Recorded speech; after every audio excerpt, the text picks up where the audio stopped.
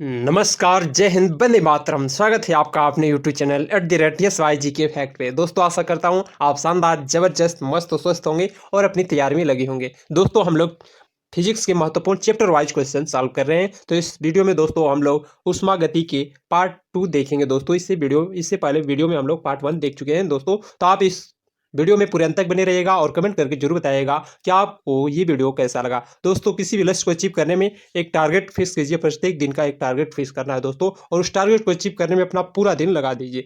कहते हैं ना दोस्तों, मुश्किल नहीं है कुछ भी इस दुनिया में, तू जरा कोशिश तो कर, ख्वाब तो बदलेंगे हकीकत में, तू जरा कोशिश तो कर। कोशिश करने वाले की दोस्तों कभी हार नहीं होती। और दोस्तों, जब आंखों में अरमान लिया, मंजिल को अपना मान लिया, ये मुश्किल के आसान किया, अब ठान लिया तो ठान लिया। अब ठान लिया दोस्तों, उसे करके ही छोड़ेंगे। जब तक तोड़ेंगे नहीं तब तक छोड़ेंगे नहीं। ऐसे जोश और जुनून होना चाहिए दोस्तों अपने लक्ष्य को अचीव करने में। चलिए दोस्तों, ऊष्मागति के पार्ट 2 नेक्स्ट क्वेश्चन सॉल्व करेंगे दोस्तों। तो चलिए स्टार्ट करते हैं। अगला क्वेश्चन नंबर 13 है दोस्तों। इसमें क्या भरा जाएगा? को उस तापमान के रूप में परिभाषित किया गया जाता है जिस पर संतृप्त तक पहुंचने के लिए वायु को ठंडा करना होगा स्थिर दाब और स्थिर जलवाष्प की मात्रा पर। कौन सा ऑप्शन सही होगा दोस्तों? तो उसांक तापमान को उस तापमान के रूप में परिभाषित किया जाता है जिस पर संतृप्त तक पहुंचने के लिए वायु को ठंडा करना होगा स्थिर दाब और स्थिर जलवाष्प की मात्रा पर। ऑप्शन सी इसका करेक्ट आंसर होगा। अगला क्वेश्चन देखते हैं दोस्तों। क्वेश्चन नंबर 14 है। इसमें भी दोस्तों कौन सा ऑप्शन भरा जाएगा? में ऊष्मा गर्म करने से ठंडे पदार्थों में स्थानांतरण होने वाली ऊर्जा की एक प्रकार है। कौन सा प्रकार है? चुंबकीय है, या घर्षण है, या गुरुत्वाकर्षण है, या ऊष्मागतिकी है? कौन सा ऑप्शन सही होगा? क्वेश्चन नंबर 14 का आंसर क्या हो जाएगा दोस्तों? तो दोस्तों, ऊष्मागतिकी होगा। ऊष्मागतिकी में ऊष्मा गर्म पदार्थ से ठंडे पदार्थ में स्थानांतरित होती है, जो कि ऊष्मा एक प्रकार की ऊर्जा है दोस्तों। ऊष्मा एक प्रकार की ऊर्जा है। ऊष्मा दोस्तों केवल टेम्परेचर डिफरेंस के, एक वस्तु से दूसरे वस्तु में केवल टेम्परेचर डिफरेंस के कारण ही स्थानांतरित होती है। ध्यान रखिएगा, ये क्वेश्चन कई बार एग्जामों में पूछा जाता है, तो आप इसको जरूर नोट डाउन कर लीजिएगा दोस्तों। अगला क्वेश्चन देखते हैं दोस्तों। अगला क्वेश्चन है क्वेश्चन नंबर 15 है दोस्तों। इसमें भी क्या भरा जाएगा? ने उस ऊष्म प्रभावी प्रौद्योगिकी के पहले 2 नियमों को संहिताबद्ध किया गया जाता है और कहा कि तापमान का पूर्ण शून्य -273.15 डिग्री सेंटीग्रेड है। इसके लिए केल्विन तापमान स्केल में नामकरण से सम्मानित किया गया है। कौन सा ऑप्शन सही होगा? क्वेश्चन नंबर 15 का आंसर क्या होगा दोस्तों? तो इसे विलियम थॉमस ने सिद्ध किया था। ऑप्शन 20 का करेक्ट आंसर होगा। अगला क्वेश्चन देखते हैं दोस्तों। निम्नलिखित में से किसे ऊष्मागति का पहला नियम भी कहा जाता है? ऊष्मागति का पहला नियम किसे कहा जाता है? ये क्वेश्चन दोस्तों कई बार एग्जामों में पूछा गया है, और आने वाले जितने भी एग्जाम है दोस्तों, UP police, Bihar police, Madhya Pradesh police, bank, SSC, railway, सारे एग्जामों के लिए दोस्तों रामबाण क्लास है। तो आप इस क्लास को अन्य दोस्तों, भाइयों, बहनों सभी में से शेयर कीजिए दोस्तों, और सारे क्वेश्चन का आप कमेंट बॉक्स में आंसर बताते चलिए दोस्तों। और क्वेश्चन नंबर 16 का आंसर बताइए, कौन सा ऑप्शन सही होगा? निम्नलिखित में से किसी ऊष्मागति का पहला नियम भी कहा जाता है? बायल का नियम, या ऊर्जा संरक्षण का नियम, या चार्ल्स का नियम, या द्रव्यमान संरक्षण का नियम? कौन सा ऑप्शन सही होगा दोस्तों? तो ऊर्जा संरक्षण का नियम दोस्तों ऊष्मागति का पहला नियम कहा जाता है। ऊर्जा संरक्षण का नियम। ऊर्जा न तो नष्ट की जाती है, न तो उत्पन्न की। दोस्तों, एक रूप से दूसरे रूप में ऊर्जा को चेंज किया जाता है। अगला क्वेश्चन देखते हैं दोस्तों। सर्दियों में घरों को गर्म करने के लिए धूप का प्रयोग करने की नवीन अवधारणा क्या कहलाती है? कौन सा ऑप्शन सही होगा दोस्तों? सर्दियों में घरों को गर्म करने के लिए धूप का प्रयोग करने की नवीन अवधारणा कहलाती है, क्या कहलाती है? क्वेश्चन नंबर 17 का आंसर बताइए दोस्तों। तो पैसिव और सौर ऊष्मा कहलाती है। ऑप्शन डी का करेक्ट आंसर होगा। 17 का ऑप्शन डी का करेक्ट आंसर होगा दोस्तों। ऊष्मा संचरण की कितनी विधि है दोस्तों? तो ऊष्मा संचरण के लिए 3 विधि का प्रयोग किया जाता है दोस्तों। चालन विधि, संवहन विधि और विकिरण विधि। चालन में क्या होता है दोस्तों? तो उसमें पदार्थ की जो कण है अपने स्थान पर ही बने रहते हैं और उष्मा का स्थानांतरण करते हैं दोस्तों। और उष्मा संवहन क्या है? तो संवहन में दोस्तों उसमें पदार्थ के कण जो होते हैं स्थानांतरित होते रहते हैं। जैसे कि दोस्तों जल को गर्म किया जाता है तो उसके मॉलिक्यूल जो है गर्म होने पर ऊपर की ओर आ जाते हैं और ठंडे मॉलिक्यूल फिर नीचे चले जाते हैं। तो द्रव में दोस्तों उष्मा जो प्रवाह होती है संवहन विधि के द्वारा होती है। संवहन विधि के द्वारा होती है दोस्तों। और गैसों और द्रव में दोस्तों संवहन विधि के द्वारा उष्मा का संचरण होता है। ध्यान रखिएगा, ये क्वेश्चन कई बार पूछा गया दोस्तों। और ये भी क्वेश्चन बना है दोस्तों कि वायुमंडल जो है किस विधि के द्वारा गर्म होता है?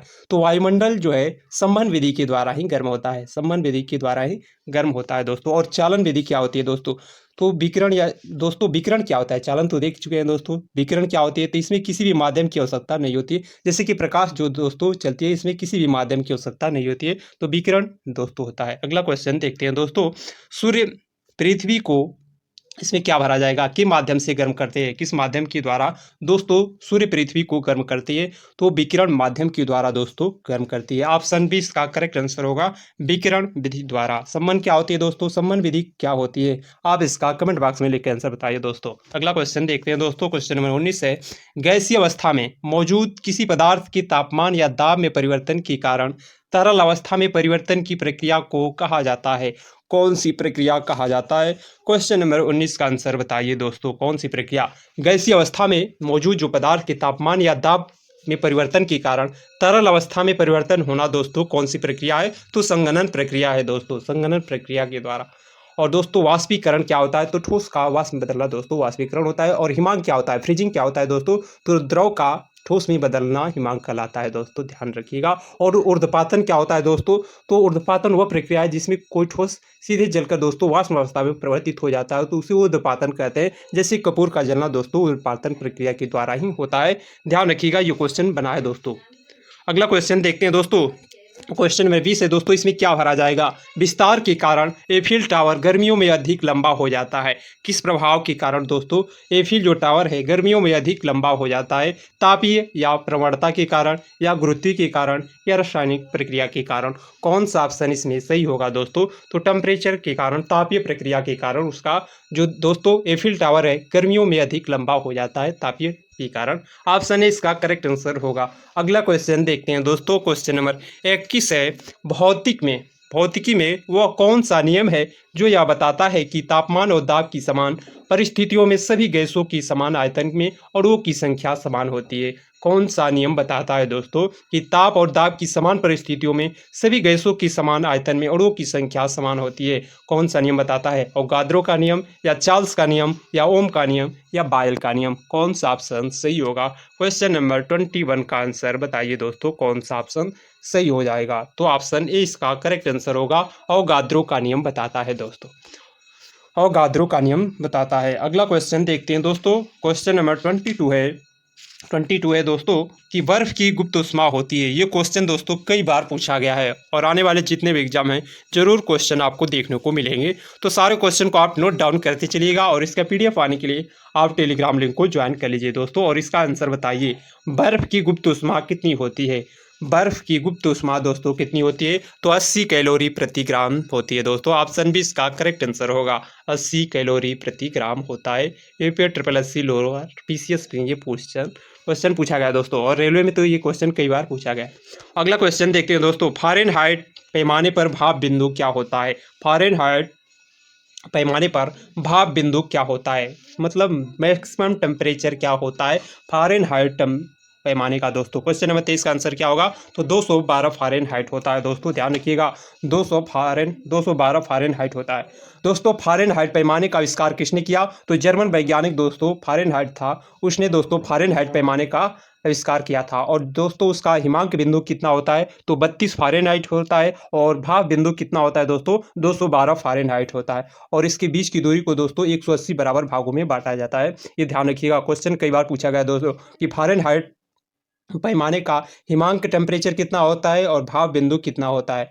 और दोस्तों सेल्सियस पैमाने का आविष्कार किसने किया? तो सेल्सियस पैमाने का आविष्कार स्वीडन के एक वैज्ञानिक थे जिसका नाम था सेल्सियस, उसी के नाम पर दोस्तों सेल्सियस पैमाने का आविष्कार हुआ। तो सेल्सियस पैमाने में हिमांक का टेम्परेचर कितना होता है? तो 0 डिग्री सेंटीग्रेड होता है। और भाप बिंदु का टेम्परेचर कितना होता है? तो 100 डिग्री सेंटीग्रेड होता है दोस्तों। और इनके बीच की दूरी को 100 बराबर भागों में बांट देते हैं, और प्रत्येक भाग का टेम्परेचर 1 डिग्री सेंटीग्रेड होता है। ये भी क्वेश्चन कई बार पूछा गया दोस्तों कि सेल्सियस पैमाने को कितने भागों में बांटा जाता है, उसका हिमांक टेम्परेचर कितना होता है, और उसका भाप बिंदु टेम्परेचर कितना होता है। ध्यान रखिएगा दोस्तों, ये क्वेश्चन बार बार एग्जामों में पूछा जाता है। और रोमर पैमाने का हिमांक टेम्परेचर कितना होता है? तो रोमर पैमाने का दोस्तों हिमांक टेम्परेचर 0 रोमर होता है। और भाप बिंदु कितना होता है? तो 80 रोमर होता है दोस्तों। और इनके बीच के भागों को कितने भागों में बांटा जाता है? तो 80 बराबर भागों में बांटा जाता है दोस्तों।